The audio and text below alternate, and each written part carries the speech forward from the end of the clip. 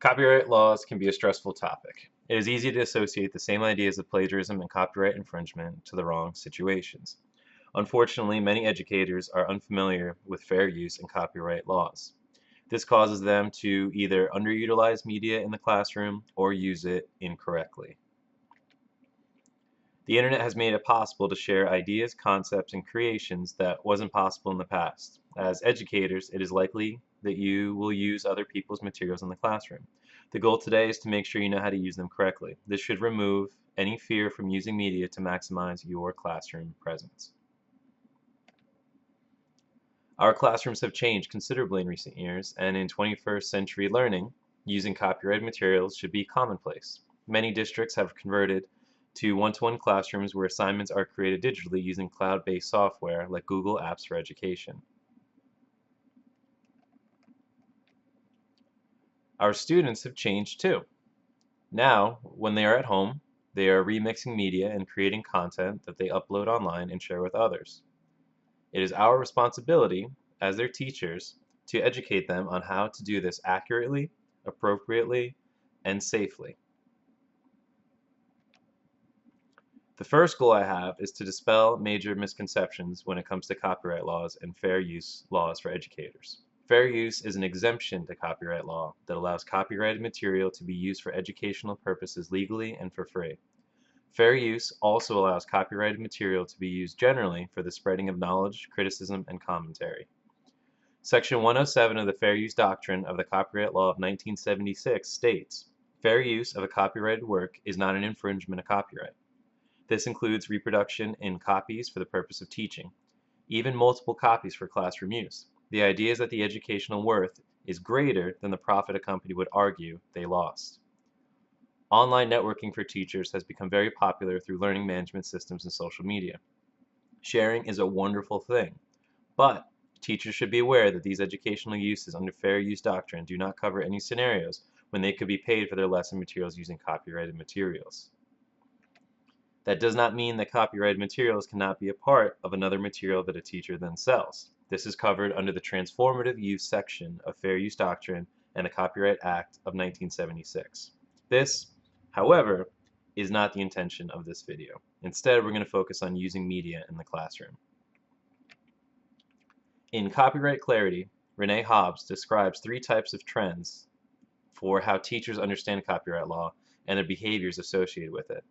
The see no evil approach, where teachers believe they can use any material they want, as much as they want, as often as they want, as long as they cite their sources, which isn't exactly accurate. Fair use doctrine doesn't flesh the specifics of how, when, how often, and how much copyrighted content can be used in the classroom. Instead, an educator has to ask themselves a question about transformativeness. What did I add to the content? Have I added value to it by using it in the classroom? If so, then they are allowed to use it. The second trend of teacher understanding of copyright and fair use laws is the closed door mentality.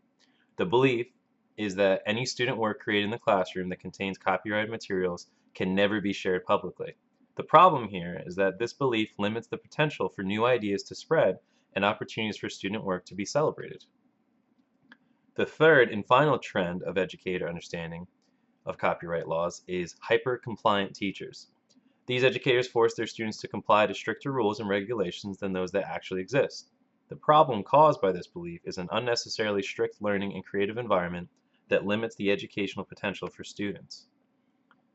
This is a good time to clarify that while the focus on this video is primarily on educational settings and teacher-student usage, fair use doctrine applies to all citizens and is actually a common topic of litigation between copyright holders. By educating our students, they learn what they're able to use in the real world too.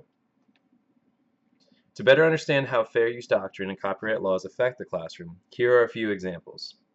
I'm going to focus on a teacher use example and a student use example. The teacher use example will focus on how a teacher can use media in the classroom, and the student use example will focus on assignment creation and sharing. In this picture, we see a teacher handing out materials to students.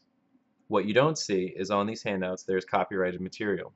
This could be an example worksheet from a book purchased or excerpts from a novel, and this is perfectly legal. As long as the teacher is modifying this content in some way to give it more worth to her students It is covered under the transformative section of fair use doctrine. In the same way, copyrighted content like the Simpsons episode can be shared with students. The clip is from an episode that references The Raven by Edgar Allan Poe.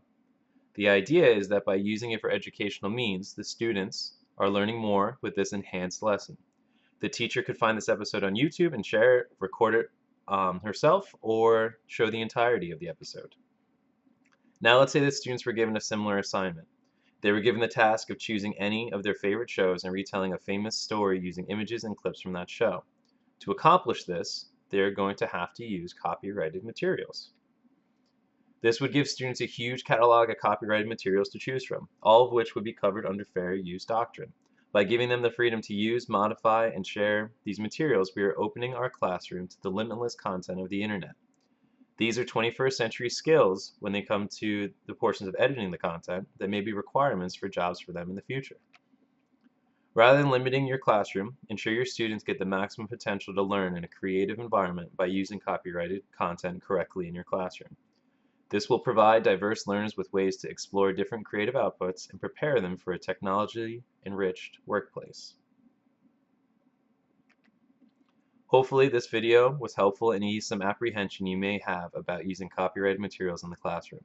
The goal of this video was to briefly explain the uses possible for copyrighted materials in the classroom and save educators time searching through laws and doctrines themselves. If you want to clarify what we discussed here today, this was my primary source, and I hope you enjoyed it.